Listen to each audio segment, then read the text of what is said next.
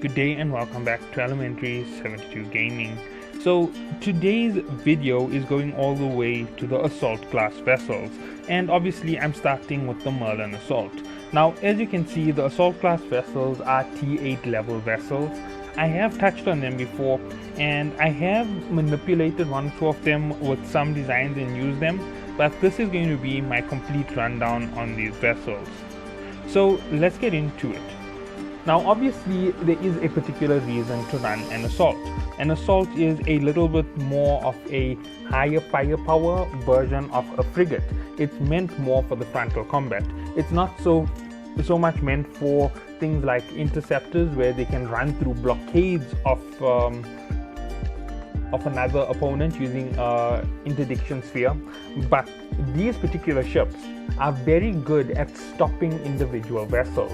That is the number one purpose for frigates in terms of PvP. They have a much faster lock-on timer compared to bigger ships, and if you use them in the right slot, that is what they are meant to do. Now, as an expression of it into the advancement of taking on your PvE, this is where problems arise.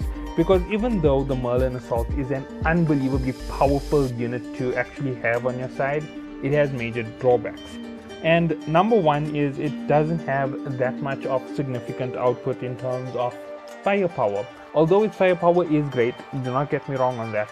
You will see exactly what I mean when I completely go through all the stats. So here we go. First thing, it gives you a plus 5-second damage control activation time. Now 10 seconds of damage control is way more than you need. It makes it a much more efficient way of taking large amounts of damage, and damage control units do buff up your resistance by quite a bit. So if you are going to use this, you can effectively use it to get out of a tight situation and actually regain a lot of the armor that you've lost. Right. Advanced micro warp drive skills. Minus 10% signature radius penalty.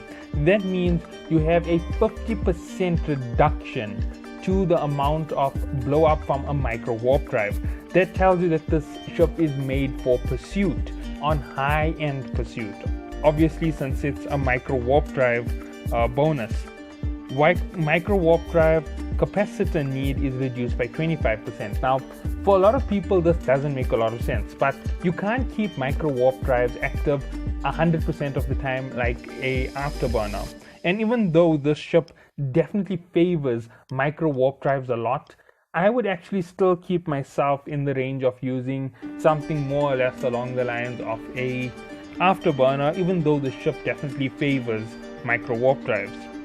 Advanced frigate command will give you plus 37.5% railgun damage, plus 37.5% accuracy fall off, and plus 20% shield resistance. Now the shield resistance is something that a lot of people don't take into consideration. When paired up with damage control and shield resistance, you have an unbelievably tough vessel. You already have the bonus that you would have gotten from putting a shield hardener on this vessel. I am going with the shield run on anything this small because here comes the drawbacks. Overall defense of 3080. It has a very weak defense. Regardless of where the ship's stats run, even though this one is a shield tanking vessel, I would never give it an armor tank. That's because the small vessels do not favor that type of combat. Even though it extends their effective range of defense, it doesn't extend it enough to make any effective decisions. If you use it with the effective resistance being in armor, you lose your shield for nothing, right? Your shield just goes away, and the next hit which lands after that takes out half your armor. You try pulling up all your resistances, you recover your armor, but you don't have that leeway of having two defensive boundaries for them to cross before you are destroyed. And I mean, if you have shield, then it's shield, armor, and then they into your hull. If you just have armor, it's get rid of the armor and it's into your hull. One shot to get rid of armor, of your shield, and then your armor is the only thing in the way. There's no backup line to it. And when it comes to the shield, every time you regain some shield, you extend the amount of time left on your secondary defense, your armor. You reduce the amount of attack that reaches it. So that is some of the more effective uses of this particular method. Okay, right, moving on. Flight velocity is 327 meters per second. It is abysmally slow compared to the other frigates. It's almost in the same slowness as something like a cruiser. So when you're thinking about taking this and flanking somebody with it, do not go for it. It's not going to work well for that particular type of fight. A 57 megawatt power grid, it's good enough for what we're going to need, and you're going to see exactly where I'm pushing things on the ship. The other thing about it is I wouldn't go with items like micro warp drives anymore because of warp disruptors. Warp disruptors take out micro warp drives, so you lose all the speed advantage.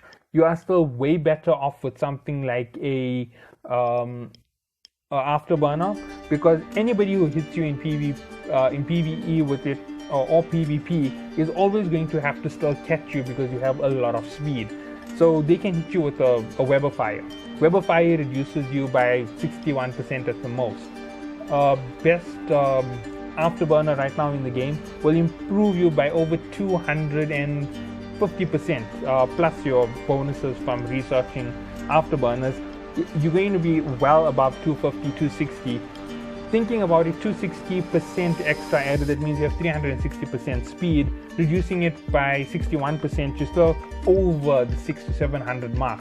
You still have resistances coming in from speed, so you are effective in keeping yourself safe.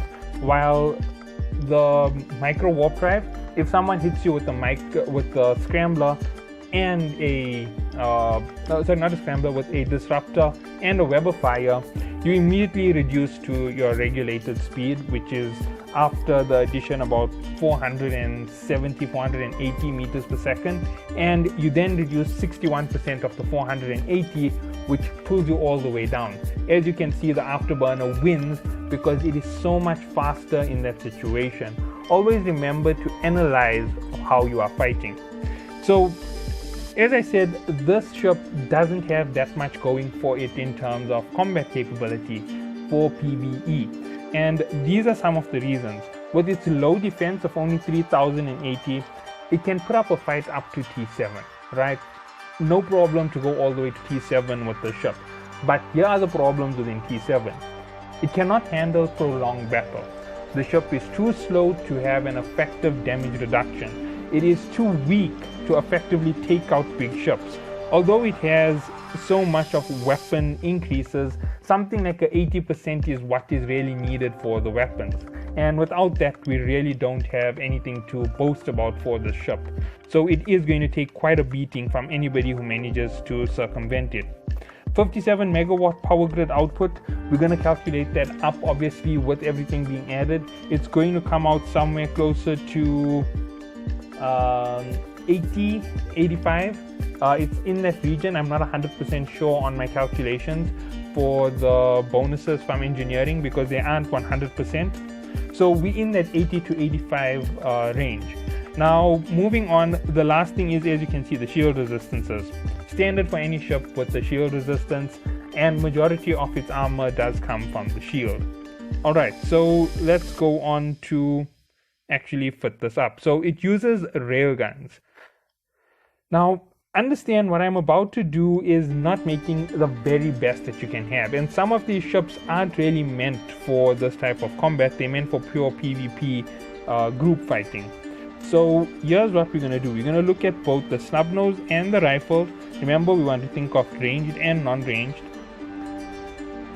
So here we go, meta level 14, the highest level you can achieve for it. 31.4, increase this by 3 weapons, and then add a third to it overall for how much of power it can get, and you will have the equivalent of having 4 guns. 4 small guns at 31.4, excluding the research which is going to go in when you put up your railgun research. So 31.4 times 4, that's going to just pull you up to about 128. 128 total DPS from the ship's point of view. Adding on the bonuses from the weapons, you're adding another 50%. So you're looking at the range of 180 per shot. And these are done every 4 seconds. Right. So every 4 seconds you're doing 128 DPS. Every 6 seconds you can heal plus 200 with an X-type medium shield recovery, medium X-type shield booster, sorry. And just saying that there, you already can see the problem. Even though this is effectively a good weapon to take down shields, it isn't going to give you the edge you need in combat. It has a nice amount of firepower, it gives you a fair range, but that's all that it has, a fair range and a nice little bite to its hit. Now I'm going to show you where I would put my bet for these small vessels. It's always the place I go. So looking at it, here we go with the stub nose. They start off at 44. 160 is the average for, sorry, I'm wrong, 170 plus, right? And then we add to it, we're getting a nice 240 every 4 seconds. So 240 DPS every 4 seconds. The range is really small, but that's enough to knock out a shield. And you're so close to a ship, and you may not be faster than every small ship, but it does have an effective resistance for you to go up against multiple opponents and to take on small sector missions. So safe sector missions up to T7 you can complete with this vessel, although this is a T8 vessel, and if you are going so low with it, you are wasting your time. Okay, let's continue on. So, oh wait, sorry, I didn't give the power requirement. 11 megawatts times 3, that's 33 megawatts total. The standard is 57 and the max is 80. We're still way within limits and restrictions. All these small vessels, because they're going to play the close range fight, will always go with a similar electronic warfare setup. So first of all, this one here has 33333 all the way through. So I'm going to give it a Predator Stasis Weber Fire, 61% reduction to all speed. Number 2, to make sure that nothing can really irritate me with micro warp drive, as you know, there is a 1 megawatt consumption. This is a 9, oh no, this is 7, sorry. So 1 plus 7 is 8. That will take me up to 41 megawatts gone on the entire system. Warp jamming strength -5. So a -5 warp jamming strength, they don't have afterburners. That means any enemy that is really fast is going to have a tough time against the ship. With the reduction of the afterburner and 61% of its speed, if anything gets that close and makes the mistake of trying to use superb speed against it, they're going to get caught in the disruptor, and then they're going to get caught on the second approach with the Weber Fire. And once it is double caught, even though there are some ships which can evade it, such as the interceptors or the faction vessels, you will be able to put up a fair fight. Now you are putting upwards of 240 DPS out, and depending on how you rig up your ship, it can become bigger. Now 240 is where you should, wait, no, I'm making a mistake. We were in the 170s, so about 175 is actually where the figure is. Half of it is added in again. That'll give me about 85. That'll take me up to 250 plus, right? So we're over 250. We're almost at 260. So 260 DPS is enough to knock out most shields, effective regen. And with that heavy amount of damage, the short range, everything that comes in when you know how to play the game, you have a winning solution on your side. Now, the last thing that I would always recommend for these small ships is a Nosferatu. Now, this is especially for PvE. PvP, you'd always change this up to a neutralizer if you can. Now, the reason is quite simple. In PvE, you're only facing pirates who have unlimited capacitor. You can always absorb of them and you will always have power. So all you do is you get alongside something very, very big and you let them chase you, and you kill off everything else that approaches you. However, when it comes to this ship's low slots, this is where things go different. Sorry, wrong one. Shield booster. Now, with X-Type being introduced with this event, I don't feel obliged to go to C-Type. So with the X-Type, you can see we have a 6 megabyte knockoff. Now, there was the 9 from the Nosferatu that takes us up to 50, and this takes us up to 56 megawatts. Now, obviously, running something this high, if you don't have skills into your frigate, there's no use in running them, so don't tell me for the person who doesn't have skills, right? So you're already at 56 for the standard. The next thing you're going to go to is a damage control unit. Obviously you're going to go all around, there's no other usage, and there you go, you now have 1 megawatt.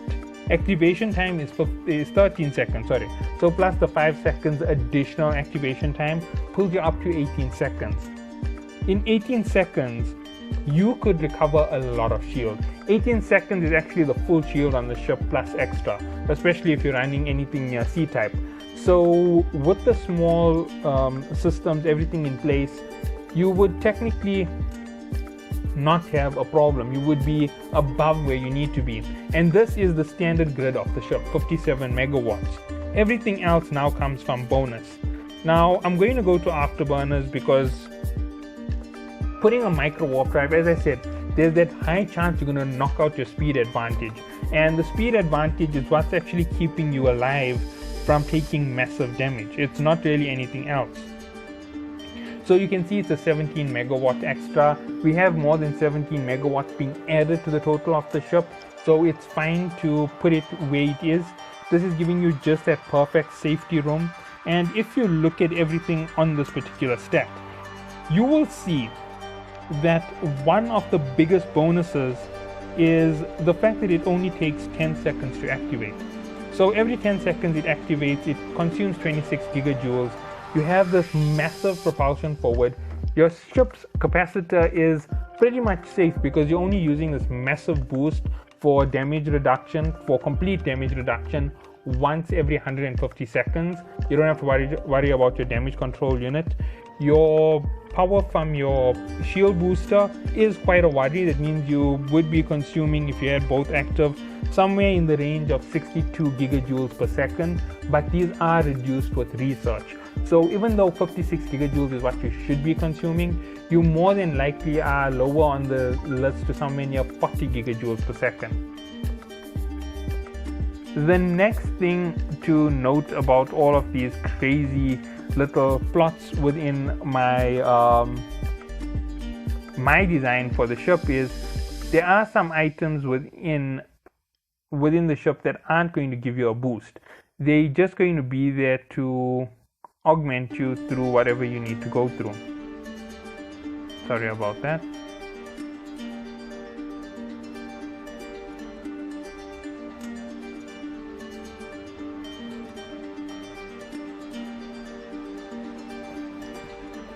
Okay, so that is what you have in terms of the afterburner. It's quite a useful little piece of equipment, and as I was showing you, once you have your research in with that boost, where is it, your 167, increasing everything, you go up to almost 250. Now that is because of the fact that it is a very powerful system. Now let's just go look at what you're going to get from a micro warp drive, and just be very careful about what I'm about to say. Its cost is much heavier and it reduces you by a quarter of your capacitor. So your capacitor is reduced by a quarter. And here's the activation cost, 60 gigajoules, right? So 60 gigajoules reduced by research, it will become something near 45.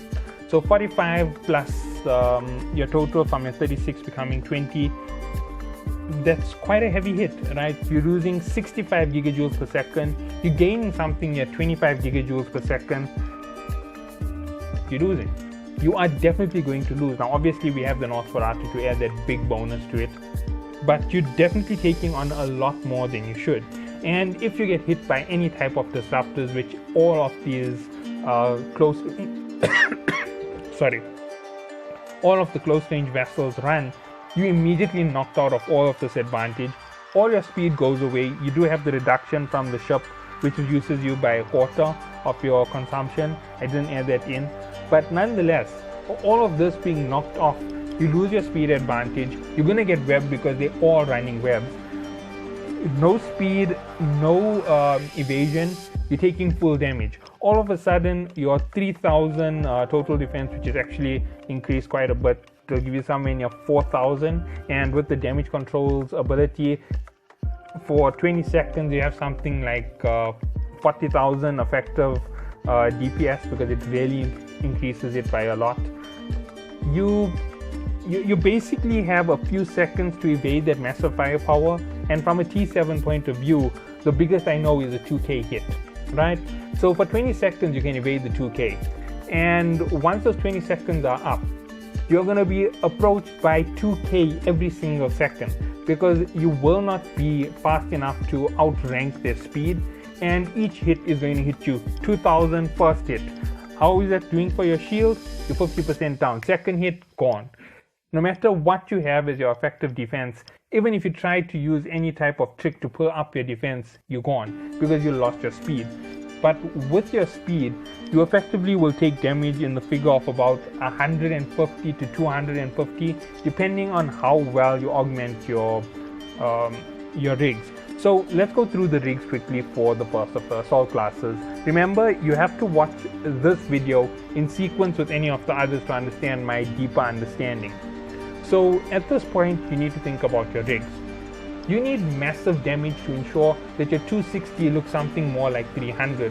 Remember, if you can put in 300, you're effectively capable of taking out the cruisers quite easily. You don't have to worry about battle cruisers unless you're going up to the full T7, but here is the whole thing with it. If you're going up against battle cruisers, you're going to need to hug them really tight and make sure you stay away from missile running users, because missiles track you in close range. There's no way to evade them. Lasers are pointless in too close of a range, they can't hit you. So if you're pulling in with this type of range from the snub nose, you're definitely going to get your edge. So increase damage, increase fire rate, and then on top of that, to make sure that you're getting just a little bit extra, increase your defense capability. Remember, you don't have the largest defense, so your last rig over here is going to add that boost to your shield regen. So every time you regen by 25 or 26%. It's a defense mod. Make sure that that is the mod that you go with. You want to increase the amount of shield regen per regen. This means that your effective cost to keep yourself running in battle becomes lower, and it means that it's harder for your enemy to get through you, because every time they take off 100, you replace 110. Every time you take off that 110, you get a chance once every 150 seconds to get a 20-second recovery. So if your shield goes completely down, damage control unit, everything is in, then they start hitting you again, you recover, and you're through. But as I said, you have that massive reduction because of afterburner speed. You get webbed, you're going to take a much greater amount of damage, closer to the range of 500, but it gives you 6 shots to evade. That's 6 seconds, and your fire time going down to just over 3 seconds. You actually have a chance to win. Just make sure that you take that advantage into your calculations. Now, in terms of engineering, you want to speed up the ship even more. So you're going to go auxiliary thruster, and you're going to increase the capacitor recharge time, or you're going to increase the capacitor itself. So one of the two, semiconductor control or memory circuit. One of the two will definitely help you, and now all of a sudden your ship has massive speed and a good power grid behind it. You have enough firepower to actually extend yourself into your enemy. You're going to take them down by quite a bit. You have that accuracy fall off, you have the damage improvement, which I've already added in the fact that I've counted it as 4 weapons. But thinking about all of this, going with the afterburner wasn't the best choice because 20 megawatts, it does hurt you a little bit. Actually it doesn't, because it's more than what you have in excess. But you can actually win with this particular formation because of the Nosferatu also adding to your capacitor stability. That means you will always cling on to one of the cruisers or battle cruisers at a very close range, orbiting them at like 1 or 0, and take out everything else around it. That is your advantage in combat, and that is how you win. Hope that you all did enjoy. Catch you all in the next one.